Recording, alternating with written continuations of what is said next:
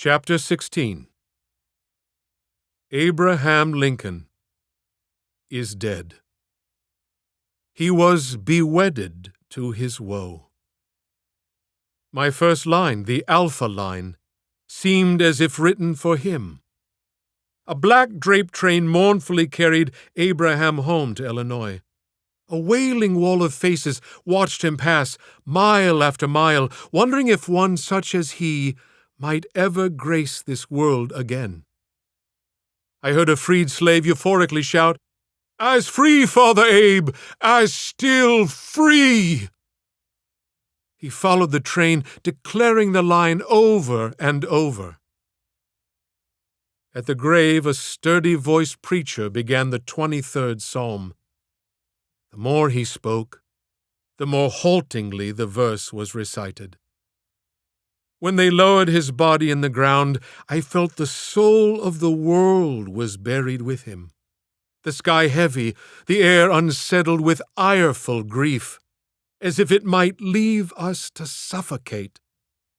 Our ship of state was uncaptained, with too tattered a sail to catch the wind. We were set adrift in an unabiding sea, and all the life that swam its depths, or woke upon its waves, cared not a whit that we had ever lived. The Reverend nodded that it was time for me to speak. Before I could say a word, I prayed a prayer I heard my mother offer 100 times.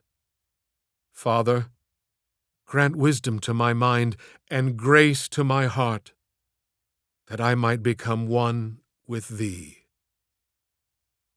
Lincoln. Never have the sorrows of a people and of a time been more cruelly etched upon a face. A great haunting dwelt there, a burden weighted by fate.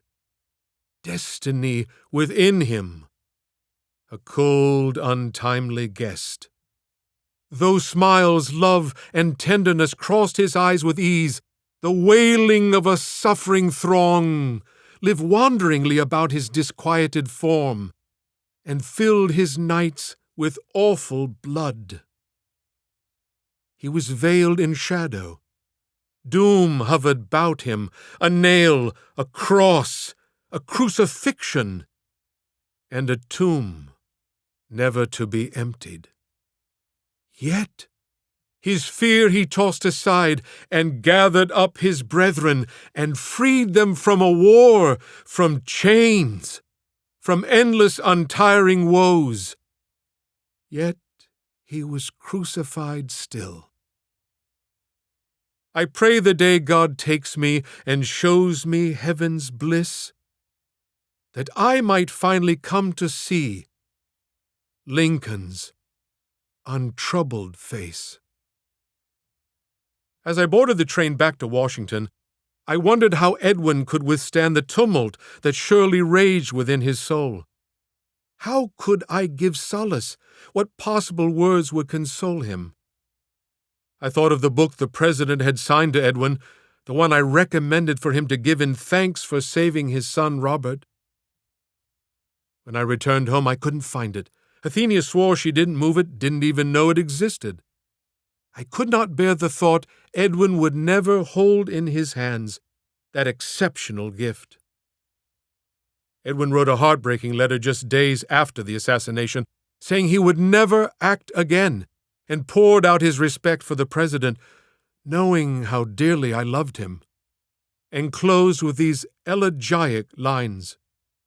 Immortal soul, now fixed at heaven's door, claimed by God once more, a noble man of unearthly ways, known to us so brief, the name Lincoln, the name Lincoln, the name Lincoln brings only grief.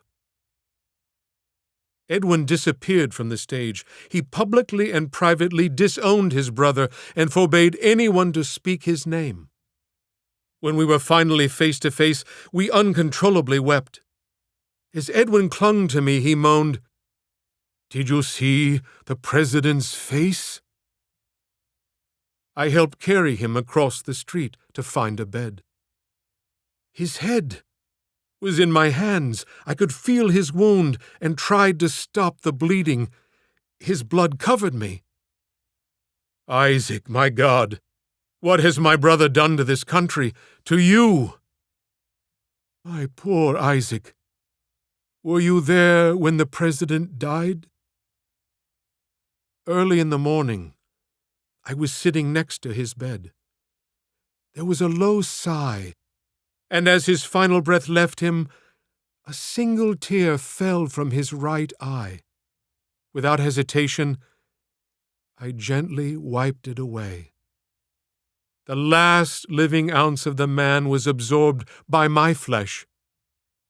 Ever so briefly, we were one. Edwin embraced me. "Isaac, I am so terribly sorry. Did you see my brother's face as he leapt to the stage?" "Yes, I saw your brother's face. What was his countenance?" "Forgive me, dear friend. He had the look of Satan, claiming victory." "Isaac, it was Satan who claimed John's soul that night. And if a hell burns below us, that is where we would surely find him." "Edwin, this war has made for us a hell on earth. John was but one demon that roamed its desolations. Many souls took up their swords in the name of hatred. They relished it like a religion. Prayers were replaced by hymns of loathing." 3 years after his brother's death, Edwin asked President Andrew Johnson for his remains. History left Edwin but one choice. John Wilkes Booth was buried in the family plot, a place never to be made of note by stone or verse.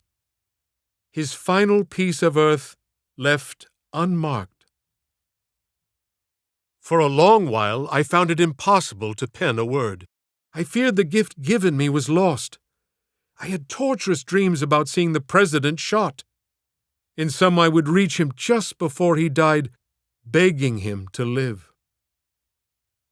Just as my despair was reaching a debilitating climax, I had a vivid, incredible dream about Junius Brutus Booth. In the dream, I was floating in a restless sea, my arms weary. I was sure to drown. Just as I was about to give up, Junius appeared next to me in the water, a very strange happening indeed, and said almost humorously, "Have you read Moby Dick, my boy? It was published the year I died, and we never had a chance to discuss it." "No, sir, I have not read Moby Dick." "Well, Isaac, let me tell you the line I love best. A line well suited to one battling a great whale or battling life itself. It comes from the mouth of Captain Ahab as he thrusts his harpoon into the mountainous whale. To the last I grapple with thee. From hell's heart I stab at thee. For hate's sake I spit my last breath at thee. How's that for a fighter, my boy? Are you a fighter? If not, let's ring the dinner bell and let the great white whale swallow you whole." With Junius's voice still echoing, I awoke, my mind ablaze. 20 minutes later, I finished a poem entitled Ford's Theater. Quick, bring down the curtain. Let sonnets go unrehearsed. Let the rose be emptied. Lights in night immersed. Let the doors be locked and shuttered. Throw black across its face. For 'tis the place his blood be spilt to stain his age of grace. Oh, let loose a wailing, forlorn with sobbings deep. For this is where our father died, where hope was put to sleep. So beat thy chests in mourning for one who breathes no more. Dare not forget the day the world was made, more troubled than before. Great sadness has a way of reconstructing one's heart.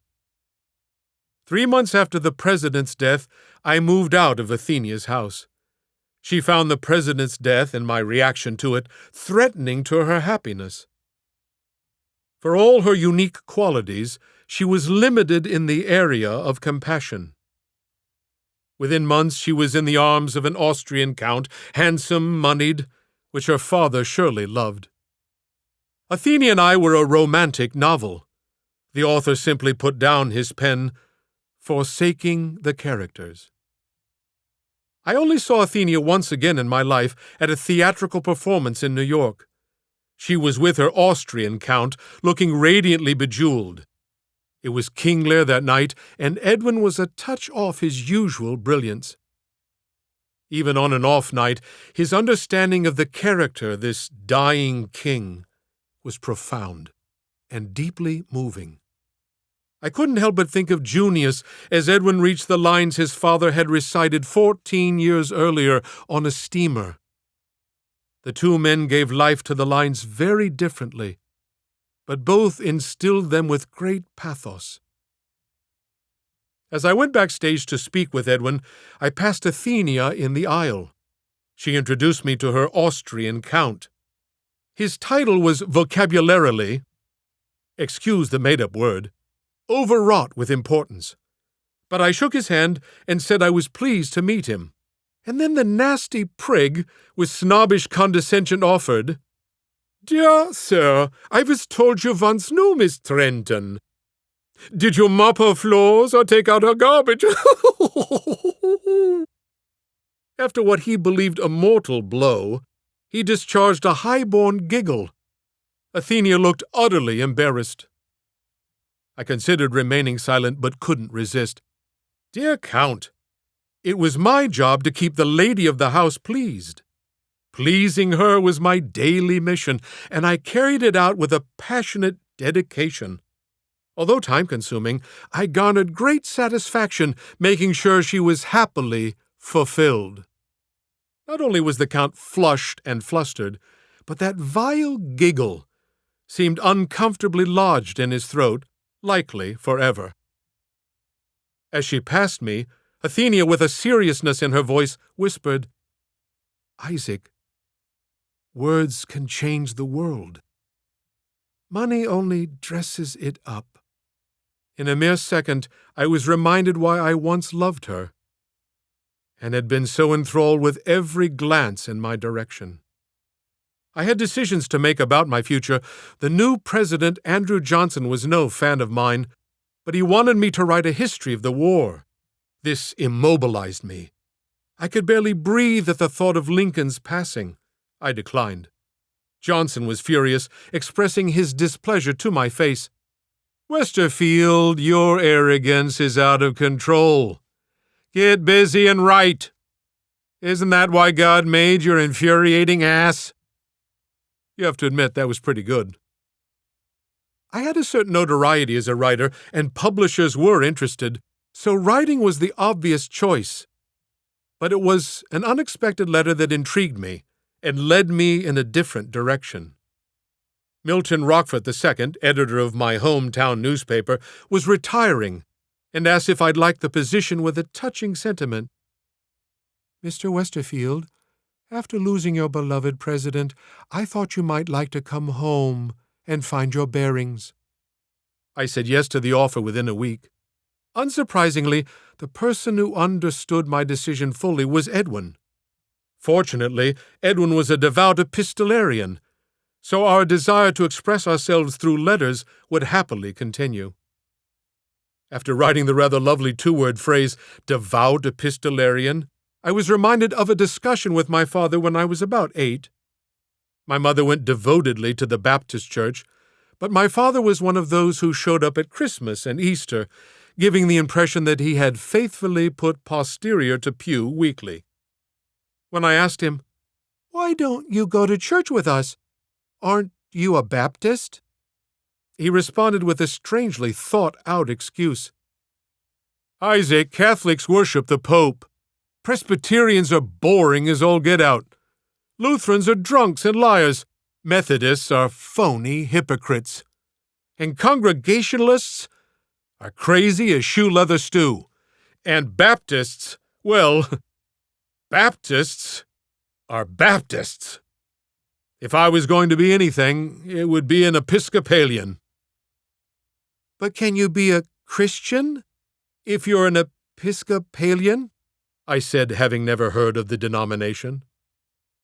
"Well, I would have to be a devout Episcopalian." Whether Episcopalian or Pistolarian, devout seems the operative word. There was some convinced that Edwin had to be a traitor for just being John's brother. I heard one of these propagators of inanity say, "It's in the blood, like a rabid dog. There ain't no getting it out." In New York and most of the country, Edwin was embraced as a citizen and artist of the First Order. He officially returned to the stage January 3, 1866, to great fanfare. I think returning to the stage saved him. If he couldn't get lost in the roles he loved, he could not exist.